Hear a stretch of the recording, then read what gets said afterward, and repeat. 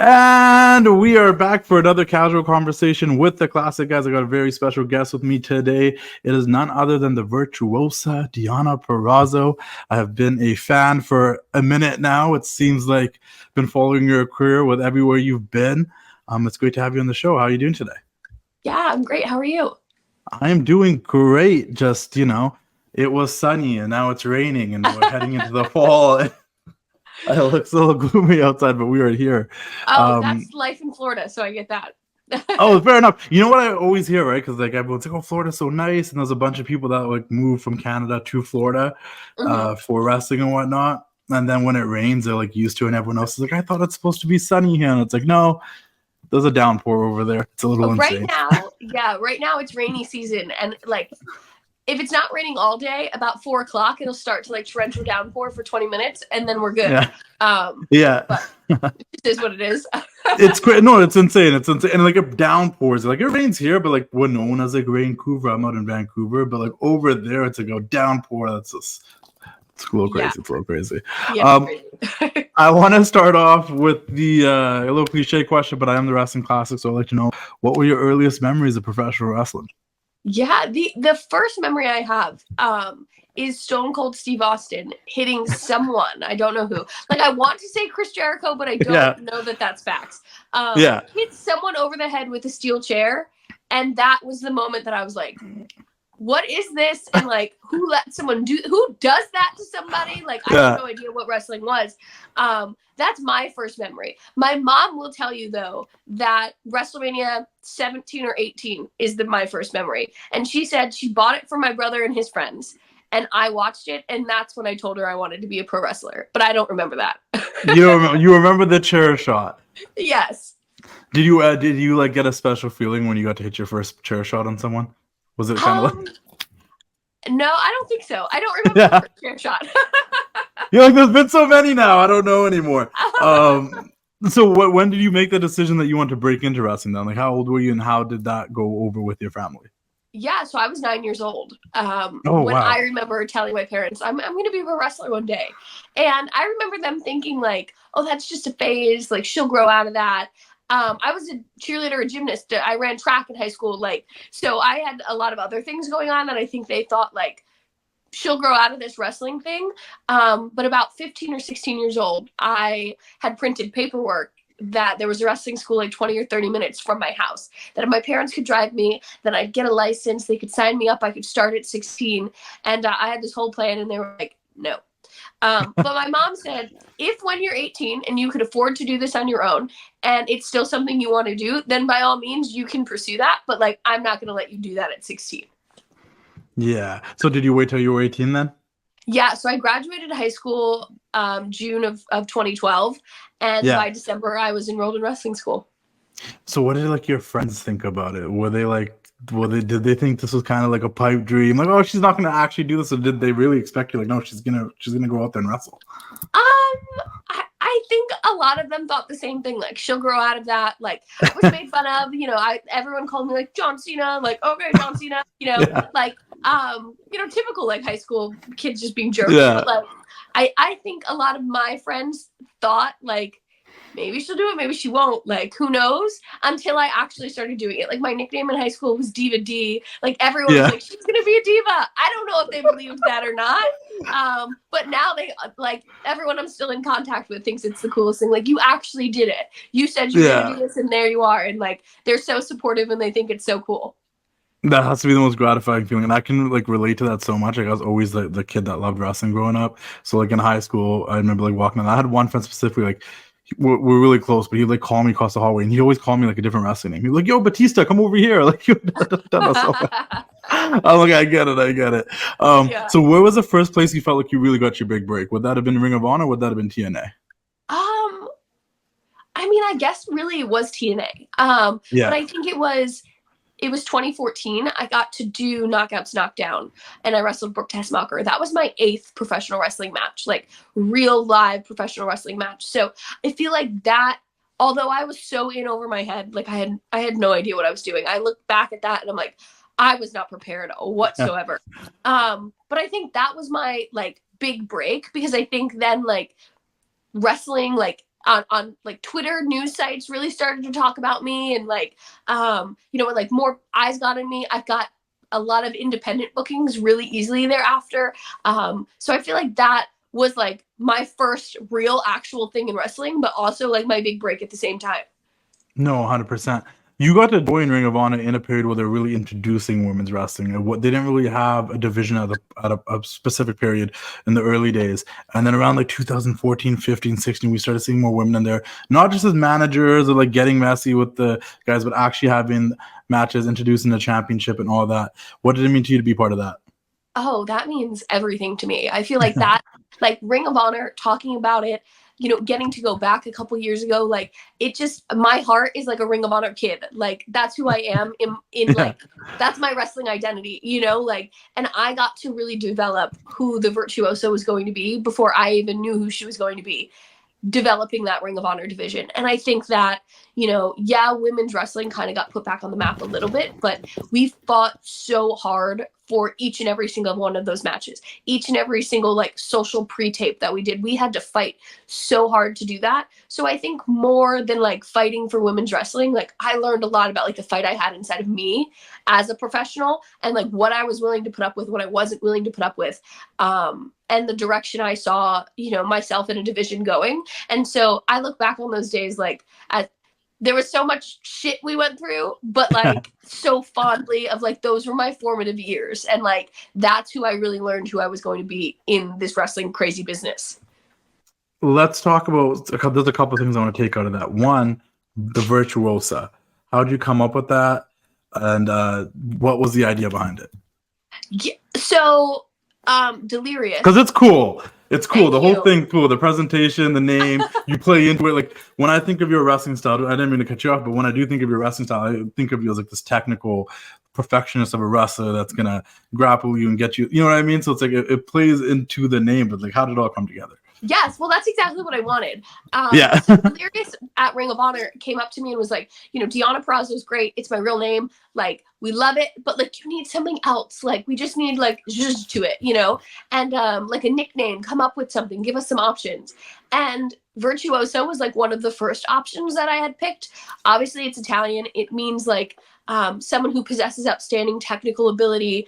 I thought that like mimicked what like my wrestling style so much, but I thought at first like obviously it's an Italian word, it might be hard to say, people might not know what it is. Like I'm really gonna have to go through like an education process with people on this, and so I held back.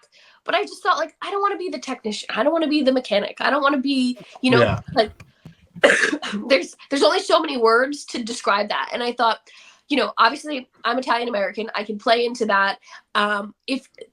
If this works out and the fans catch on and they like it, and Ring of Honor likes it, then there were so many other directions that I've since gone with it that I think tie into it. So it was really them being like, you need a nickname because this isn't enough.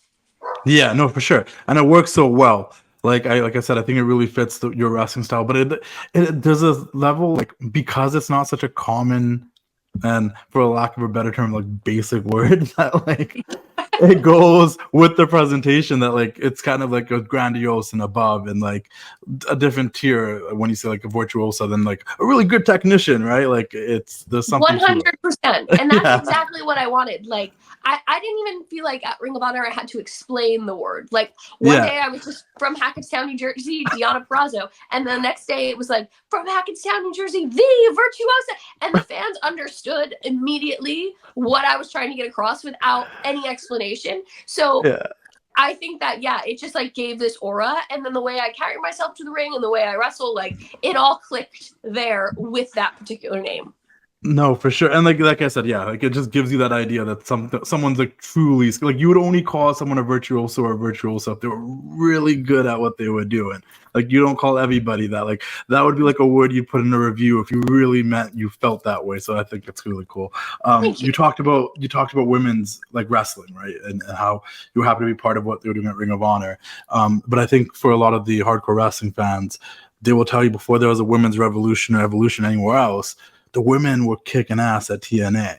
And you also got to be a part of that. And there's such a lineage of women out there. That's where, you know, the Mickey James and the Awesome Khans and the Gail Kims. Like I remember watching them in, you know, 2000, 4, 5, 6, 7 when they were really taking women's wrestling to the next level before NXT became a thing and the women's revolution, other stuff happened. Do you feel how does it feel to know that you're part of that lineage, being a multiple time former TNA world champion and stuff like that as well? Oh my gosh, it means everything to me. Like, yes, I'm a Ring of Honor kid at heart, but like the other piece of my heart is the fact that I got to be a TNA Knockout. I got to be a Knockouts world champion. Like, I talk about it often that I was in such a weird like personal space and professional space when I got to TNA. Impact to me. And like to go in and be so believed in and them have so much confidence in the Virtuosa and what talent she could possess if they just were like, here's the platform, you do you. And that's exactly what they did. And like, it really transformed my entire career. And like, if I don't do anything else in wrestling, like I made my legacy there and I know that. And that is something like I carry with so much pride. And like, what? Because when you said you graduated in 2012, I'm like, I graduated in 2009, so I know we grew up kind of in the same period of wrestling there. And that TNA was just that place for women's wrestling at one point. Another thing you did that was really cool that maybe you can give us a little bit more of your experience and what you thought about it is going to wrestle in Japan and going to wrestle with Stardom. Because now in a generation where you came up with a class of women's wrestlers that were very like top tier, the Toni Storms, the Brits, there's a whole list of girls, Chelsea Green, that I can list that you guys all came up in that same era. Now it's like a thing where a lot of girls want to go wrestle in Japan and want to go do those tours with whether it's Stardom, Marigold. How was your experience and why do you think that's important? Yeah, I think it was important for me to do because, growing up wanting to be in wrestling, I read like all the old school books and every old school wrestler that I watched on TV wrote in their book about going to Japan and what a formative experience it was. And I just thought like from a young age, if I'm going to be the best at this, like if I want to learn this craft and I want to like hone in and be the best wrestler, then I need to go to Japan. And it was actually Chelsea Green that set that up for me. She had went to Japan and did, I want to say 2 tours before and teamed with Santana Garrett and did some stuff. And I was like, hey, like just picking her brain one day about the experience and like that I would love to do that. And, she was like, well, here's Rossi's phone number, who was the owner of Stardom at the time. Like get in contact with him and maybe you could do it.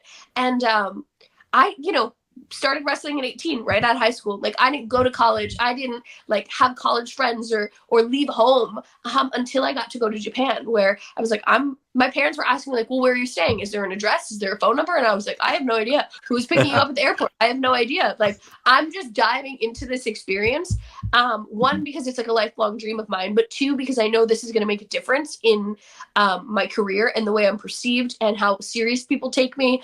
And on top of that, like in the thick of it, I made some of my greatest friends, Zoe Lucas, Toni Storm, Shayna Baszler was there with me. I met Tegan Knox and Piper Niven, Viper at the time, and we all shared this little apartment for like a certain amount of times together, a week here, a week there, 3 months here, 3 months there, and like just had the time of our lives. So not only did it like create such a great foundation for wrestling for me and to learn a different style and to be versatile and, obviously be able to communicate with people who don't speak the same language as me and things like that, but really to like dive into a different culture and a different lifestyle and like grow as a human.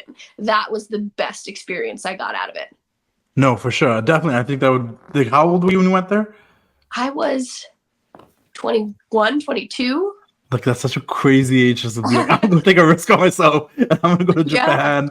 And I don't know who's picking me up at the airport. I don't know where I'm staying. Well, that's where I need to go. Like, that's such a, I remember getting picked up at the airport and, like, thank gosh, a girl who was also, like, landed at the same time as me, recognized me and was like, oh, Deonna, like, and so I went with her, and then we met Rossi at the time, and I remember going into the parking lot and him getting on the opposite side to drive, and me being like, well, who's going to drive the car? Like, I was just so shell-shocked from minute 1 of like, oh, yeah, duh, you drive on the opposite side of the road. Like, I was so young and, like, uncultured that I, like, look back and laugh so hard about that. It's funny that you're like, oh, I just saw this lady. She's like, yo, Deonna. And you're like, I just went with her, and, like, we met Rossi. Yeah. You look like you're a wrestler too. Let's go. Let's go. But that's the kind of like, you could only, like, you can do that whenever. And you're like, but at 21, you can only go in it like that blindly. Like, all right, I'm going to do whatever it takes to get here. Like, I don't care. There's so many me against the world. Yes, there's so many things that like I talked to Chelsea about, or Jordan Grace about, or I talked to Gail about, of like, I can't believe I did that. Like, that was so unsafe. Like, the first time Impact TNA flew me to AAA, like, hey, you're just gonna go to Mexico City, and like, this person sent me a WhatsApp message of them in a mask, and like, now I know Abraham and he's great, but like, the guy in the mask is picking me up in Mexico City. Like, you know, that is so unsafe. And because it's wrestling, we just don't think twice. We just do it until we're like, ooh, I probably shouldn't have done that. That could have went anyway. How many countries have you wrestled in now? So it's obviously like, I'm sure you wrestled in Canada, you wrestled in the States, you wrestled in Japan, you wrestled in Mexico. Have you wrestled? Yeah. I've wrestled in England. I've wrestled in Australia. I've wrestled in Puerto Rico. I feel like that might be it. I've wrestled. I impacted Scotland one night last year, and then we did 2 in England. So yeah. You know what's crazy? Like, I know like you're obviously American born, but it would be cool for you to go wrestle in Italy if there was a scene out there. That'd be like that would be crazy. Yeah. I was gonna say back to the Japan thing really quickly though. If there was like, you know, there's a lot of like, you know, like, becoming a women's wrestler is like more popular now than it probably was 10, 15 years ago. You know, now when a girl goes up to their parents and says they want to become a wrestler, those parents are probably like, yeah, sure, go ahead, more than they would have probably 10, 15 years ago. Absolutely. So that all being said, what advice would you give to girls like that maybe are thinking like, hey, like, it's really important for me to go to Japan? Like, looking, if you could talk to 21-year-old Deonna, like, what would you go back and tell her to be aware of? I think that I would tell her to be aware of, not even to be. I think I would tell her to like know who you are and know your worth. And like, I think for me, looking back, I like let a lot of things slide, or gave too many chances to be let down. And I think that I didn't necessarily wholeheartedly like believe in myself and my worth for a long time. And I think looking at who I am now as a 30-year-old compared to who I was, let's just say at 24, that 6-year difference and what I've been able to do and like the confidence I've been able to cultivate for myself is so drastic that I think that's what I would tell a young 18, 19, 20-year-old girl is like, know who you are. And like, don't let anyone tell you deserve any less. On top of that, I'd also tell her like, find a reputable training school, go to a good trainer who's going to guide you and take care of you and not put you in like any compromising positions, but also know your worth and know what you bring to the table and don't let anyone take that from you. Where did you train? So I trained in Jersey with Jason Adams at Team Adams Academy. From like day one, that's where I started. Now I don't train as much these days, but when I do want to get in the ring, Ace Steel has a great school here in Orlando, Florida called the Foundation. And Steve and I will go there. There's also another great school that we just went to film some stuff called House of Champions in Longwood, Florida, just right outside of Orlando. That has an amazing facility as well. I actually had Ace on the show right before you opened the school, and we talked about it, so that was super cool. And I'm glad that he's like, you always see people showing up there, and that we know and familiar faces always cool. And I've been to House of Champions. I hung out there actually one day. It's a great spot too, and they have more. They have the wrestling rings, but they have all the stuff that like you need to like keep yourself healthy and in shape and other programs. Awesome. And they're really nice. Yeah, it's really dope. And I think that's a big deal too, right? Because I'm like, I feel just as an outsider looking in that talks to a lot of people that are breaking into the business and that like, there's a lot of these wrestling schools that take your money, they'll give you a course, they're green light. You say, okay, you're good to go, but like really, those people might not be good to go. So like finding a good school that is actually concerned and worried about your future and wants to see you do good rather than just like send you out there after a 3-month camp. Yeah, absolutely. And like we'll talk about this till I'm blue in the face. Like I am so lucky to have found Team Adams and Damian Adams because I was 18 years old. You know what I mean? I didn't know any better. I just Googled a wrestling school that I saw on the side of the road while I was driving to college. Like, that's where I'm going to go because I'm going to be a wrestler. So to have gotten so lucky to have found him, to be one of the only girls at the beginning to like be training, but to be in such a safe environment. And then also as his school grew, and more girls came in, he guided us into like how to get bookings, how to create relationships with promoters, how to not be taken advantage of, how to get paid what we're actually being asked to be paid, and not, you know, have the promoter be like, sorry kid, I'll get you next time. You know, like we were really taken care of, we were protected, we were guided into being successful, independent professional wrestlers who then also got opportunities with WWE or with TNA or with Ring of Honor. And now some of his students get to come to AEW, which is really cool for me to see. So I think, yeah, it's most important to find someone who's going to show you all of the ropes and do it with you, because he was wrestling on those shows with us. He was traveling. He was on the road with us, you know, and really teaching us the ins and outs of how to be a successful wrestler. And I attribute all of my success to those early days with him. Yeah, the right coaching is invaluable. Like, you know, to have someone behind you, like, that's great. Hey, yo, have you guys heard about 500 Level? They make officially licensed WWE merchandise, and I actually have been working with them on a couple of designs. A design that I worked on recently was with a girl named Caitlin, who's a big Dakota Kai fan, and we designed this new Dakota Kai shirt, which you can get exclusively now at 500 Level. Once again, officially licensed with the WWE. Really wanted a new Dakota Kai shirt. Got this one designed and made, and it's on the website now, on sale now, 500level.com. Guys, join their partnership program. You get discounts the more shirts you buy, 10%, 20%, 30%. You earn points and you get a discount. They have OG shirts, guys. I had to re-up on my NWO shirts on 500 Level, the comfortable material if you get the premium shirts, but even the non-premium is super comfortable. I got NWO shirts. They got Shawn Michaels shirts. You can find some of your favorite wrestlers on there. You can find none other than guys like Razor Ramon, the bad guy. Check out this shirt. It's a sweet, sweet shirt, everybody. 500level.com. Like I said, they have the NWO stuff. And if you're like a big NXT fan, they got shirts for all of your favorite NXT wrestlers. And if they don't, let me know, and I'll make sure we get some shirts made for your favorite NXT wrestler. I went to go support my girl, Carmen Petrovic. You guys can check out our casual conversation on my YouTube channel. You can check out mine and Carmen Petrovic's casual conversation. But 500 Level had a Carmen Petrovic shirt. I had to go support my fellow Canadian and the homie Carmen Petrovic, guys. 500level.com, guys. Check them out. Get premium, officially licensed WWE shirts that you cannot find in a WWE shop all the time. They have a huge selection on their website also for MLB, NBA, NFL, NHL. They got shirts for everything, but their wrestling selection is insane. Custom creative designs. Maybe I can work together with someone out there that is an editor that wants to put more designs on their website. Hit me up. 500level.com. Check them out and keep doing the thing. You brought up WWE, so let's talk about that run really quickly. That NXT WWE run. What happened there? You were there. We saw you even wrestle on Monday Night Raw a couple of times. Started a great little tag team with Chelsea Green, and then you weren't. So what was how was WWE? Yeah.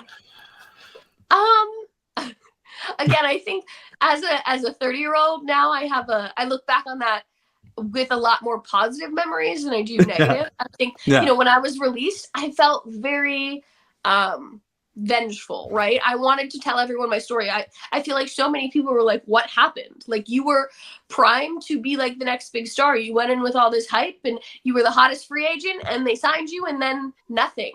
And I was angry, because I also felt like I went in with, I was supposed to be on All In. I was supposed to do this. I was doing tours of Japan. I was all over the place. And then you sign me and you do nothing with me. And you tell me I'm not ready for TV. Like, what else could I do?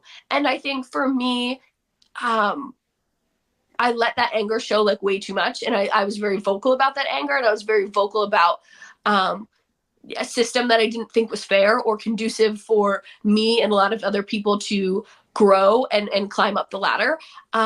And I just think ultimately, like, I made enemies because I was very loud about being unhappy. And, but also on the flip side of that, I think that the positive was like, I'm the type of person that is like, if I could create a list in my head of boxes that I should check, right? So, you know, while I was in NXT, it was like, okay, you're not using me on TV. I can change my hair color. I can get better gear. I can film vignettes to pitch to you. I can constantly be an extra ring. I can be in the promo room cutting promos 24/7. Like, I can be pitching ideas. I can check every single box that I think possible to be successful. And at the end of the day, if you don't capitalize on any of those things that I've now done, I can kind of go, well, it's not my fault. I've given 100% to this. And I think at the end of the day, I felt I gave 100% to this. And somehow I've been buried deep down in a hole that I can't get myself out of. So just a month before I got released, I asked to be released because I was like, this isn't working out for you. This isn't working out for me. We can't get on the same page. I'm very unhappy. And I think it would probably be best for us just to like part ways. And, so coming out of that, I was very angry and I was very, very ready to like prove them wrong. And, on the flip side of that, we talked a little bit about going to Impact TNA and being able to prove them wrong. And so that was my whole premise coming out of that was like, you said I wasn't TV ready. Watch me, mother effers. But so you got left in 2020. When did you get signed? I got signed in July of 2018. So that's also like a very tough period too, because that was like that period of like they were really going through the independents and signing people. They were signing the hottest free agents on the independents. Do you think because they were doing that, they kind of had a higher expectation from you than they do, say, like the athletes they bring in or other people because you guys are already wrestling on the independents? Or was that part of the issue? I don't think so. I think that I fell into a position where there was a ton of free agents and they were signing the best of the best on the indies. And like, I don't think that I'm any better than Io Sky or Medium or Candice LeRae was there at the time. Chelsea Green came in at the same time. I just think there was like an overload of roster members and there's only so many TV spots. I also think that I was at the time like fleshing out what I thought the Virtuosa could be, and was it a literal interpretation of her, or was it more ambiguous, and like was it more character driven or was it more realistic? And I think couple that with like my attitude at the time, thinking I deserved more, thinking that like I bring more to the table than you're letting me bring to the table. I think it was a combination of just like bad time, bad place. You know what I mean? Yeah. I didn't fit into the mold that maybe they thought I'd be like the good soldier, truck along and just be happy to be signed after all the years that I tried to get signed. But I was at that time where I was like, hey, I know my worth and I can contribute way more than you're letting me. And I think instead of vocalizing that in a nice way, I got real angry real quick. It's just like, also when you've been grinding so hard and you've been doing it, you start to like realize like, well, I know what I can do, and I feel like I'm caged a little bit here. As much as I want to be here, like I just need to like give me just a little bit of freedom and show you what I can do. And if you don't get that, then obviously you're gonna get a little frustrated. And Yeah, absolutely. I think that I worked so hard for so long to get WWE's attention, and for them to say like, yes, we want you. And when they finally did, I gave up being on All In to go to NXT. I gave up another tour of Japan to go to NXT. So I think that when I came in and right away it was the Mae Young Classic and I went far in the Mae Young, and then I was on TV wrestling Bianca and I went on a road and I did a whole bunch of things in the first like 3 or 4 months and then nothing. And so I felt like, what did I give up all of these really great opportunities for? To sit here and like train, which is fine, but like I'm not reaping the benefits of the training and the house shows and the, you know what I mean? I came here to be a TV star. And I think that's a funny statistic. I lost every single match I ever wrestled on NXT TV and WWE TV, but I had been featured like more times as an extra than as an actual signed talent. So that, you know what I mean? When you start to like, put those things in your head, it's kind of like, what is going on here? And I think I went in feeling like I had done so much extra work. I had been to NXT week after week after week. I worked with Nia, with Bayley, with Alexa Bliss, with Becky Lynch, with endless talent that now has risen to the top. And like, why is that being negated when I walk in the door? You know what I mean? So I just think I was in a weird space of like, I've proved I deserve more than this. And if you're not going to give it to me, then this isn't for me. And ultimately, now I can look back and be like, hey, I did have really great experiences. I got to debut on Raw. I got, a 2-segment match where I got to be the Virtuosa Deonna Purrazzo on Monday Night Raw against Asuka. I got, to do a whole lot and learn a lot about myself and my character and who I wanted to be moving forward. Also the professional I wanted to be moving forward, because I can look back at a lot of mistakes I made and be like, 100%. Yeah.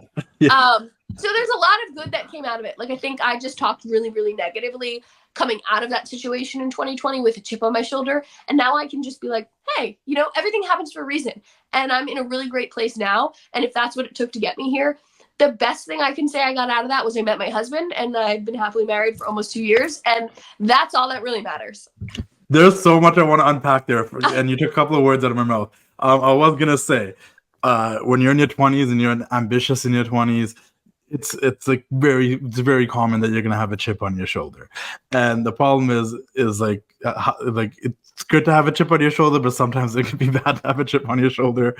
And then also like what I've learned is this is a very people business, and it's really about the relationships you make and how those relationships are. And if you hurt any of those even a little bit, then sometimes that could be the biggest problem. You could be the best wrestler, be the best dressed, the most technically sound, but if someone doesn't like you, that could just mess everything up. So, and I've been there, so I get that. And then the other thing I was gonna say, it's also funny, like, you know, I'm 32, turning 33, but it's like it's funny because then that is true. You look back at some of the things you did in your 20s that you were so confident and you had so much pride, and you're like, maybe I should have been a little bit more calm and chilled out a little bit. Like, hey, I'm a feisty Italian. There's nothing I can do. But I like that part that you brought up. That you're like, but like you're glad you went through the experience because you are what you are now, and maybe you had to go through that now. Because that's the way I look at a lot of things, whether they were good or bad. I'm like, yeah, but I always try to find the silver lining in every situation. Like, okay, that might have been not the greatest thing, but what did I get out of that? How did that make me grow? What did I learn? Okay, you know what? Then I had to go through that, and I think you've done that. And I think you realize, okay, you still stand on what you stand on, but you kind of know where you might have been wrong a little bit too, and that's okay. Yes. And if you asked me 6 years ago about that, I'd have been like, I was never wrong. And you know, life is a journey, and you learn from your mistakes. And yeah, I'm where I needed to be. I ended up where I needed to be. So that's the silver lining in it all. Ladies and gentlemen, boys and girls, it's your boy, the Wrestling Classic here, guys. I want to let you guys know that there's a limited edition Wrestling Classic tee. I'm wearing it right now, but I got to show you the back because it's in collaboration with none other than HQ Clothing, guys. It says Conquered in the back because that's what we do. We're out here conquering it every day, guys. Wear this shirt, remember to conquer it, do the thing, keep doing the thing. HQ Clothing, Headquarters Clothing, limited edition Wrestling Classic shirts. There's only like 70 left. There's only 100 printed. Make sure you get them before they're gone. I truly, truly, truly appreciate your support. Conquer it. Get it now. Put the link in the description below. I do want to talk about your husband in a couple of seconds, but I just want to touch on what happened after NXT, because from the research I did and the stuff I listened to, yes, you want to go out there and prove it to them, but you also kind of lost a little faith in yourself, right? And you decided to go back to school, the thing that you ran away from when you were 18 years old because you wanted to be a wrestler right away. Yeah. How did that all come about? You went out, got your history degree, but how did you make that decision after the NXT experience? Yeah, it was something I was considering the whole time I was in NXT, because they'll pay a certain percentage of your tuition costs. If WWE will. So I was kind of like, oh, that could be a really great benefit of being here to go back and get my degree while I'm doing this. I just didn't capitalize on that while I was in NXT. So leaving, it was something already in my mind of like, oh, I've been considering doing this. But yeah, I also just felt so lost and so out of love with wrestling that I was like, if I don't want to be a wrestler anymore, and I'm not sure I do, like, what do I have to do to like succeed as a normal person and just go back to regular life? And so it was also, the pandemic had just happened. Like, there was no going to get a teaching job down the street. You know what I mean? So I was like, let me just dive back into school. And I started a history program with Southern New Hampshire University. And honestly, it was the best thing I ever did, because I think part of the problem in NXT too was like, it is all encompassing. Like, their system is you need to give 150% of yourself, and you are busy 6 days a week. And day 7, you are preparing for Monday. Like, I had loved wrestling and only wrestling since I was 9 years old. So I think not being successful in NXT, and then some of the problems I dealt with while I was there, personal and professional, like, just made me fall so out of love with the only thing I've ever loved that I was like, who else am I? You know what I mean? And I need to like figure out something else I could give pieces of myself to that I also love, because I can't devote 150% of myself to something anymore and not be able to disassociate, because I don't want to say it ruined my life, but like, it ruined my life and the love I had for wrestling. So going back to school was that for me, of like, I can detach from wrestling 100%, give 100% of myself to this work over here, and then close my computer and go back to wrestling. And they don't integrate with each other. They have nothing in common. It is 2 completely different lives I can live. but I can be happy and successful at both at the same time. You can enjoy the wrestling, the grind a little bit more when you know that there's another side to it. But when you're 100% lost in the sauce and you're obsessed and that's all you want, and to be honest, I'm gonna tell me if I'm wrong. I think at the beginning, to get any level of success, you have to be a certain level of obsessed. But at some point, when you hit a point, you got to be like, okay, I can't let this be the only thing I love because it can also hurt me sometimes, and I need to like figure out who I am outside of this as well. But at the beginning, I do think, yeah, if you want it, like you have to be a certain level of obsessed. I'll never tell someone don't be obsessed, like be obsessed. But somewhere in your late 20s or somewhere you're gonna hit where you're like, who am I? What am I without this? Like, what if this doesn't work out, right? Like, you know, yeah, and it what's the I worked for, you know, I don't even know how long, 7-8 years to get to WWE, and it didn't work out. And it was so rough on my psyche while I was there. And it made me not love wrestling. And then who was I if I didn't want to be a wrestler? I had nothing. I had no backup plan. I had nothing else. So going back to school was that backup plan, but also that like, let me fall in love with something else and find out who Deonna can be outside of the wrestler that I've been labeled as since I was 9 years old. I want to be multifaceted. I want to, you know, be a wrestler and be a successful wrestler and be a world champion. But I also want to be a college graduate. I also want to be a girlfriend, a wife, an aunt, an entrepreneur, a successful businesswoman. And so I had to really like disassociate from wrestling for half the day to be able to love it as much as I do today. No, 100%. Why history? That's just something I've always loved. Even since I was like in high school, like my friends would like pay me to write their papers for them, or I would just do it for fun because it was easy. It came naturally to me. It was something I always was interested in. And when I was going to school, trying to train and wrestle and work a full-time job, I was an exercise science major, and I'm not good at math. And so I was just like pouring into something that isn't what I'm good at. I wanted to be good at something I wasn't good at. And when I went back, it was like, again, I need to find passion. I need to do what I'm passionate about. I love history. I'm a history buff. Like, I want to watch the history movies. I want to read the books. I want, you know what I mean? This is what I want to learn about. So let me just maybe take the easier route and do something I can fall in love with. And that was history for me. No, for sure. I suck at math too, so completely. I was like so good at school, and the only thing I was not good at was math. But I was always good at things like history or English or reading like books and like, you know, that type of stuff. But it was just, you know, at one point they put me like in the lower math, and like they would in high school, and they were like teaching us about like insurance and credit, and I'm like, why aren't they just teaching this? Like, why do I need to know about parabolas and like where to find why? Like, I never use that ever again. Like, I should be learning about how to build my credit and loans since day one, because this is the real world stuff. But anyways, that all aside, do you have like a favorite period in history? Like, what do you like learning about? Yeah, I actually wrote my my thesis on presidential nuclear rhetoric of the Cold War. So the Cold War is kind of my favorite, but more like end of World War II through JFK's presidency is my favorite. Like that changing world right there. Like nothing was so much change in the world, and and particularly in politics.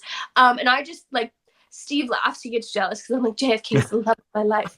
But I think he was generational for politics. I think he changed so much of the way people view politics and rhetoric and diplomacy and things like that. So I'm being a nerd now, but like, that's my favorite thing to learn about. Did you I know this, like, I'm gonna ask you two questions that are probably like so random. First things first, have you watched The Umbrella Academy on Netflix? I have not, but I've heard such great things about it. So watch it. It's a weird show, but the whole second season does like a whole JFK angle. Like, to use a wrestling term, there's a whole JFK angle. There's a whole JFK storyline. You should definitely check that out. And two, this is just like, because I feel like I get this all. I'm a big history buff. I love learning about, you know, the past and where things came from and just the way the world's changed. And I think sometimes part of that, and this might be a little off on the spiritual side of things, is I do think I'm a little bit of an old soul. Sometimes I see, or I'm in certain situations, and I'm like, I feel like I know this already, or I've been around this before. Do you ever feel that way? Yeah, absolutely.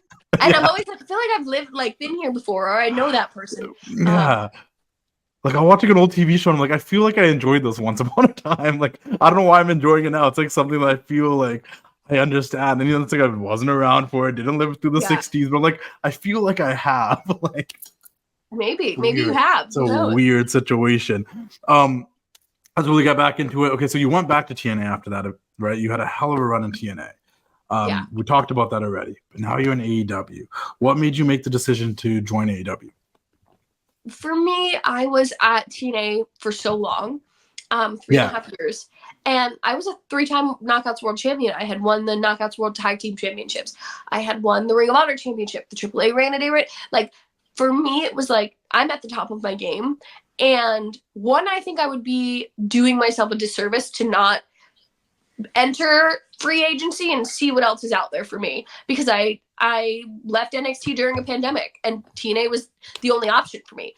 And so I thought, I need to kind of see what else is out there. I need to see what like a real offer looks like. I need to see what, you know what I mean? What I've done. How does that equate to another contract somewhere else? But then also too, like, what else is there for me to prove here? What else is there for me to do? I've won all the championships. I've worked with all the girls. I'm number one in this company, which felt so great. But at the same time, like, you have to get uncomfortable to continue to grow. And I felt like I'm comfortable here. I know my role here. I know my place here. I know that my opinion and my voice matters here, but can I be equally as successful somewhere else? And so that's why for me, I wanted to go out and see, you know, what an offer would be like elsewhere if I could make it somewhere else. And, you know, AEW was always number one for me. That's where I wanted to be. Yeah. And that's such a great thing you said, though. You have to be uncomfortable to grow, because that's true. Like, you were the top dog in TNA. You accomplished everything you could do there. You were the big fish, not a smaller pond, but you were the big fish in that pond.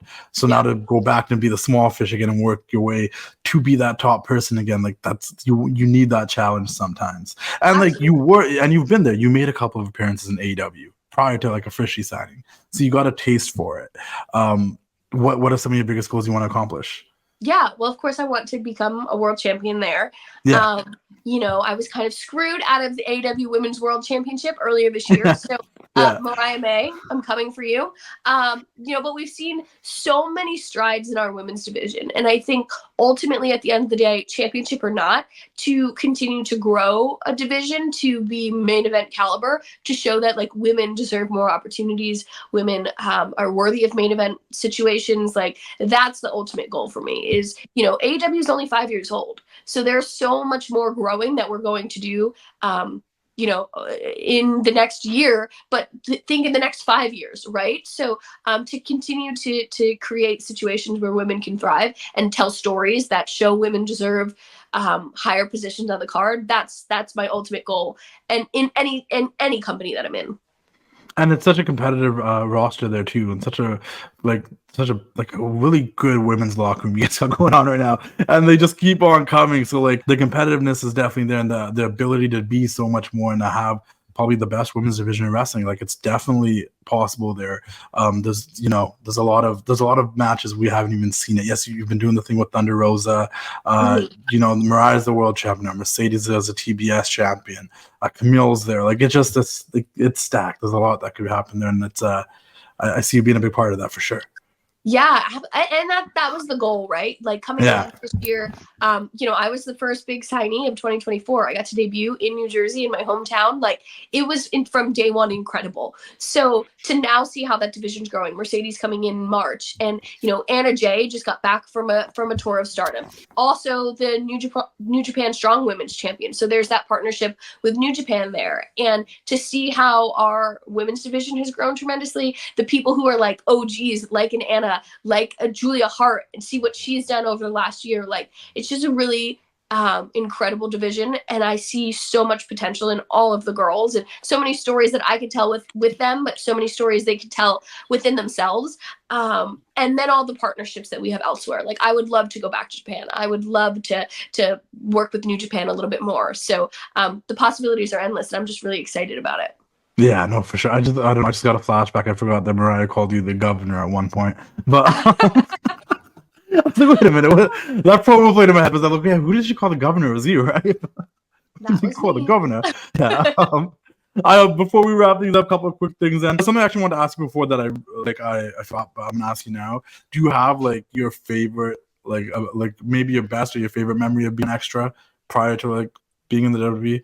Do you have like one extra experience where you're like, that was the one that I think was the coolest? Because sometimes people don't know, like they'll forget that you were in this moment or in that spot, and then they'll go back and be like, holy crap, that was Deonna. Like, the first one that popped into my head was the Royal Rumble. I don't know what year it was, but the Rosebuds caught Kofi Kingston, and so that was cool. Just to be a part of, because I was, had a teeny tiny role in the Royal Rumble. So that was really cool. I mean, another one was like wrestling Bayley on NXT. We got to have a full blown match. It was competitive, and to be in the ring with her at the height of her NXT career was just really, really special. So that's another really great moment. Oh, also, now I have a ton. Now that I'm thinking about it, like working with Alexa Bliss. I did a segment with her, and just the way it all came about, and like we didn't actually wrestle on SmackDown, but some of the opportunities that came thereafter because of that match was really, really awesome. Yeah, that was during the whole luchador period, wasn't it? Yes. yeah. Fair enough. Another thing I want to ask you, and this is just because I've followed you for a while. Like I've actually been a fan of yours since the first started Ring of Honor, I believe it was. And I was like, oh, she's cool. Like I like her style. I like the way you carry yourself, the whole presentation. But I'm just curious because like I've seen you have to deal with the internet wrestling fans. Let's talk about the internet wrestling fans for a brief second here. Okay. How much like how do you deal with that in terms of like, because I think let's go back to put into perspective, like if someone's breaking into the business, what advice would you give them to like deal with this fan base? Because it's rough. I'm part of it. I've ran a really successful wrestling social media page for about 10 years now, and I deal with them all the time, so I get it. But what's the advice for anyone that needs to deal with these wrestling internet fans? Yeah, I think it's a double-edged sword because I feel like social media is our biggest asset as wrestlers. Yeah. You know what I mean? And interacting with our fan base is such an important part of what we do. So I would tell someone like social media is such an asset to you, but create space where you can be on social media and then you could live the rest of your life. Yeah. And it's really hard to find that line, and it's really hard to not take so much value in what the internet says about you, but you have to find that even keel for yourself. And it's different for everybody. But I think for me, just in the last few years, it's like, I like to see what the internet says. I think I have pretty tough skin, but sometimes people just need to be put in their place. And having that confidence in yourself and knowing your self-worth and being able to tell people like, thank you, but no thanks. And you hurt my feelings, but I'm more important than that, and I have more value than that. I think it's really important for me because there are little girls who want to be professional wrestlers who are on social media and can see the negative things that are said about women's wrestlers and wrestlers as whole. It's not just specific to women. But I think that it's important for little girls to see a strong voice and to see a strong woman say, oh, no, you're not going to treat me like that. You don't get that space here. And us take back our power. So I think, my biggest advice is find who you can be on social media and then who you want to be outside of social media. And don't let social media take ownership of who you are in the real world, because online there's so much fake narrative online, and people are going to say things and create stories that aren't true, and they don't care what the truth is. But if you can live your life knowing this is who I am and this is my truth, and you're not going to take that from me, you're going to live a much healthier life. Because we're from the generation where we had it, didn't have it, and then we had it. So we've seen both sides. That weird like I'm the kid that used to play on candy stand and whatnot and have to play outside till the streetlights came on, and then next it was like, okay, now we have this phone, and I'm like, I had a Razor, a Crazer, a BlackBerry, like all the what I mean? The old Samsung Nokia phone, a Snake on it that just had Snake on it. I did one button to text, one letter. Like I went through that stage all the way now, so like it's like I've experienced it all, but it's cool to have social media because you can connect with people all over the world and you can build things and you create things. And for the most part, the wrestling fans are just really passionate, and they're great, and they're enthralled, and they want to help everybody. And I also know how important social media is now when becoming a professional wrestler. Like almost every company wants everyone, hey, be on top of your social media, grow those numbers that could help you, etc., etc. Yeah. But it's also a detriment because it's given the voice to a lot of the people that wouldn't have a voice off of social media and wouldn't say the things they would say to you on social media to you in person, or they feel like they have the right to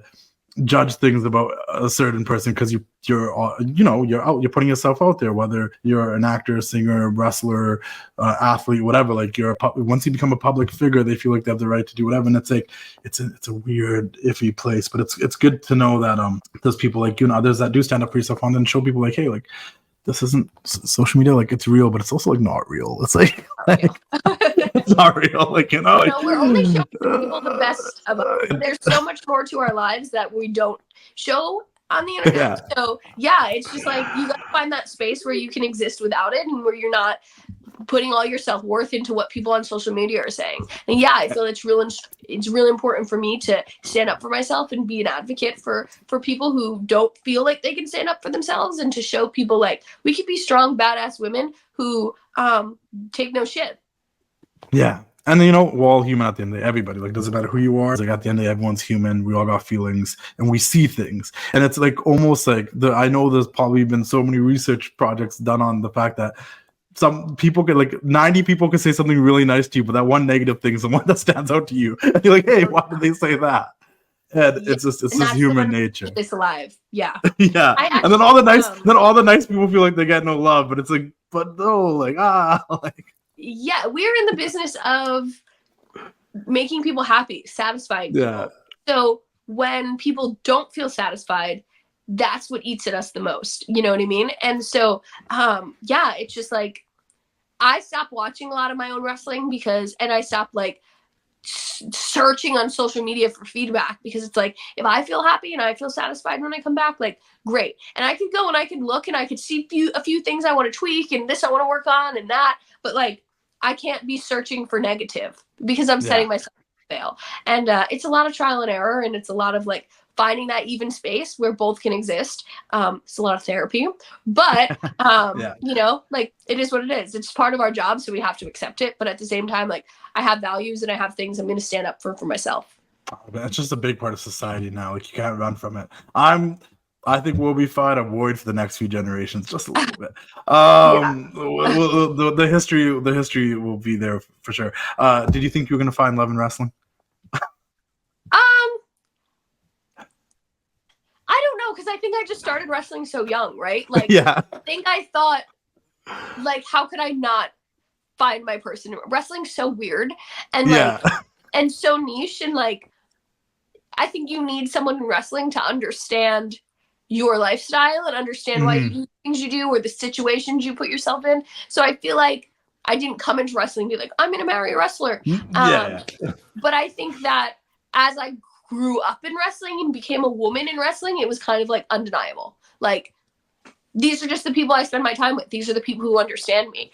And that just, I met my husband. So who made the first move? Steve did. Oh, okay. Okay.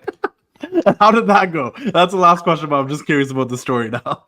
What's funny is Steve and I are both from New Jersey. Steve and I grew up like 30 minutes from each other. He's older, but he DM'd me asking me like, his mom is a nurse in New Jersey, and she, I guess, worked with someone that like my mom was best friends with in high school. So he was like, hey, my mom said she knows this person who knows your mom. Like, do you know? And I was like, no, I'll have to ask. And so that opened the door for like a friendship. It just obviously became more. And if you believe in fate, I tell everyone like Steve and I are fate. Like there's so many weird, like who knows who in each other's family. And I worked for this person that's his aunt's best friend. And like just such weird like intricacies of like our family life who know each other. And we grew up so close together that like, I think it's crazy we didn't meet earlier than we did. That is insane. No, it's cool though. I mean, that too, like you said earlier, like literally in this, like you feel like everything kind of happens for a reason. In some case, maybe it does. Well, I was meant to go through what I went through in NXT to meet my husband. 100%. Yeah. Last but not least, and we'll wrap this up. I really do appreciate your time. And also knowing that you're just getting over cold. I appreciate you being here because that's no problem. That's tough. I always ask the questions to wrap things up. Do you feel like you've made your younger self proud up to this point? Like obviously you're still grinding, you're still out here, you're still doing the thing. But if you were to talk to like 9-year-old Deonna Purrazzo who wanted to become a professional wrestler and wanted to pursue this, do you feel like you've made her proud? Yes. Yeah. I do. Sweet. Yeah. I think 9-year-old Deonna Purrazzo would have been happy to just like step in an independent wrestling ring for the first time. Yeah. You know, like I always say, like I had my first match and everything has been icing on the cake. I wanted to be a WWE superstar because that's all I knew as a 9-year-old kid. I wanted to main event WrestleMania, and my dreams have changed 10 times over in the last almost 13 years.